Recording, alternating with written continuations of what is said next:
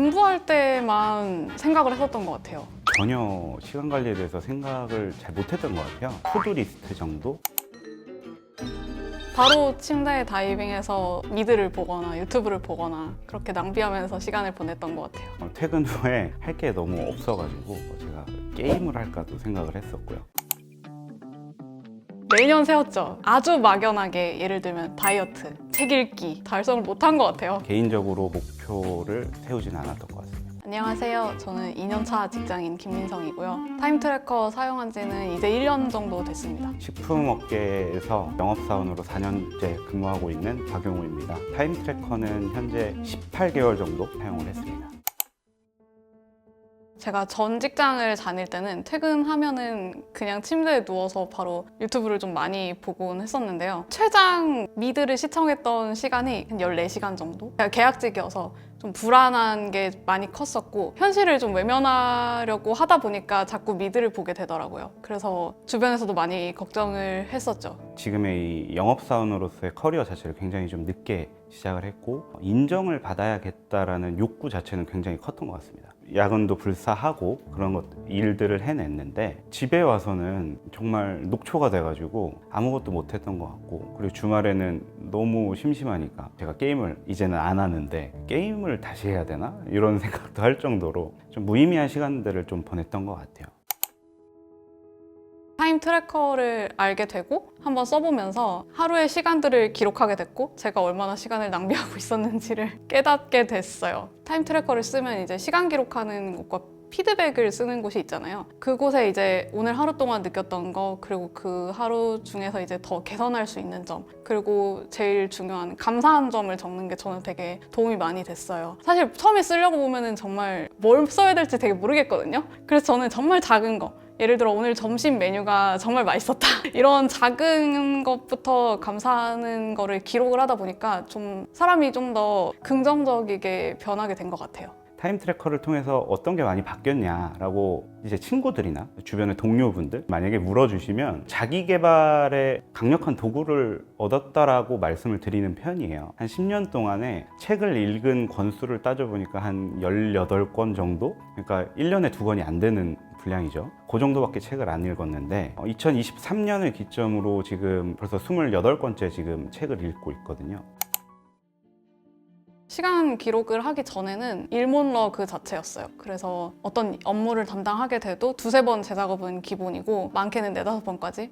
그러다 보니까 야근도 많아졌고요. 업무에서 자꾸 실수를 하게 되는 거예요. 그러다 보니까 자존감도 계속 낮아졌고요. 제가 공교롭게도 이직을 하게 되면서 타임 트래커를 마침 쓰기 시작했어요. 그래서 업무 시간을 다 하나하나 기록을 하다 보니까 내가 어느 시간대에 일을 더 잘할 수 있는지 그게 좀 보이는 거예요. 기록이 쌓이다 보니까 데이터가 되고 그게 이제 제 업무에 반영이 된 거죠. 예를 들면 오전 시간에 저는 루틴한 업무가 있어요. 그래서 이제 그 업무를 끝내고 그러면 점심시간까지 시간이 얼마 안 남거든요. 그래서 짧은 시간 안에 처리할 수 있는 예를 들어 행정 업무라든지 아니면 진짜 뭐 이메일 답장하는 거라든지 이런 거를 오전 시간에 배치하고 오후에 이제 퇴근 시간까지 좀 기니까 좀 더 집중력 있게 할 수 있는 업무들을 배치하곤 했거든요. 데드라인을 지키는 건 기본이잖아요. 근데 그 데드라인보다 항상 앞서서 전달을 드리게 됐어요. 그러니까 이제 얘는 일을 주면은 이 시간 안에 꼭 해내는구나 라는 믿음을 주게 된 거죠. 그래서 상사의 신뢰를 얻어가지고 조금 더 큰 업무를 담당하게 되고 이제는 프로젝트 하나도 제가 맡아서 하게 될 정도로 인정을 받게 되었습니다.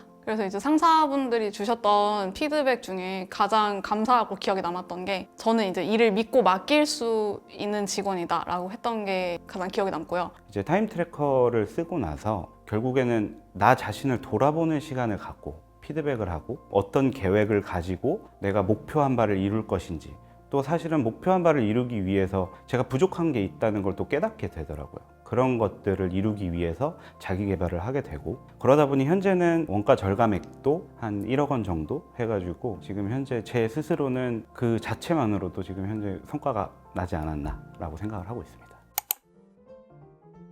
퇴근 후에는 어느 정도 정해진 루틴이 있어요. 그래서 저는 항상 영역별 목표 시간을 배정을 해두거든요. 오늘은 영적인 목표를 먼저 해야지, 뭐 오늘은 신체적인 목표를 먼저 해야지 해서 정해진 루틴이 있고, 항상 마무리는 시간 기록을 하면서 피드백을 하는 걸로 평일은 하루를 마무리를 해요.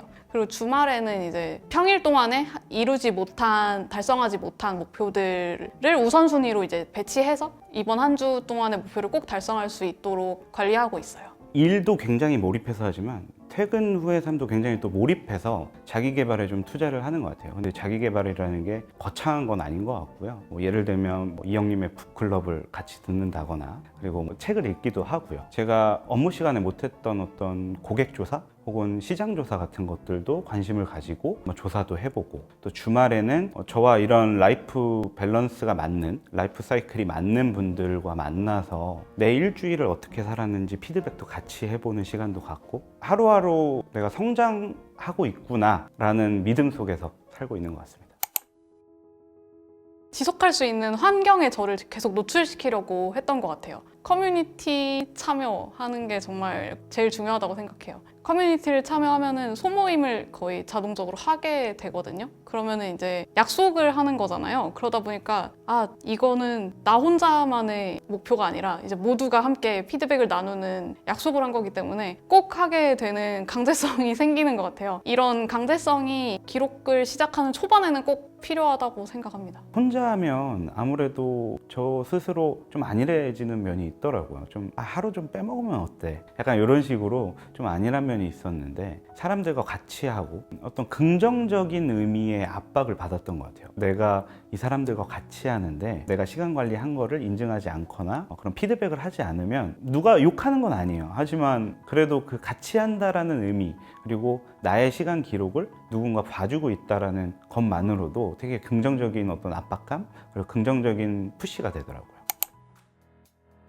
이정표라고 생각을 합니다. 삶의 목적, 내가 이 일을 왜 이렇게 열심히 하지? 그런 어떤 목적 같은 것들을 알려줄 수 있는 이정표라고 생각을 해요. 나 가이드 정도로 표현하고 싶습니다. 쓰면서 되게 저에 대해서 잘 알게 되거든요. 한번 써보시면 느낄 수 있을 거예요. 앞으로의 목표는, 저는 아직도 제가 하는 시간 관리가 부족하다고 생각하기 때문에 이형님이 포커스 책에서 제시한 3단계가 있어요. 시간 관리 능숙도. 책을 읽어보세요. 그 최정점에 다다르는 게 일단 1차적 목표고, 두 번째는 이제 주변에도 이 시간 기록의 즐거움을 알리는 게 좀 장기적인 목표입니다. 앞으로의 목표는 식품 산업계에서 식품 종합 상사를 만들고 싶어요. 해외에 지금 현재 저희가 수입에 의존할 수밖에 없는 그런 원료들을 국산화하는 작업과, 그리고 국내에 있는 다양한 식품 기업들이 해외를 진출하실 때 교두보로서의 역할을 하고 싶고요. 이런 걸 통해서 우리 대한민국의 식품 안보를 좀 굳건히 할 수 있는 그런 회사의 전문 경영인이 되고 싶습니다.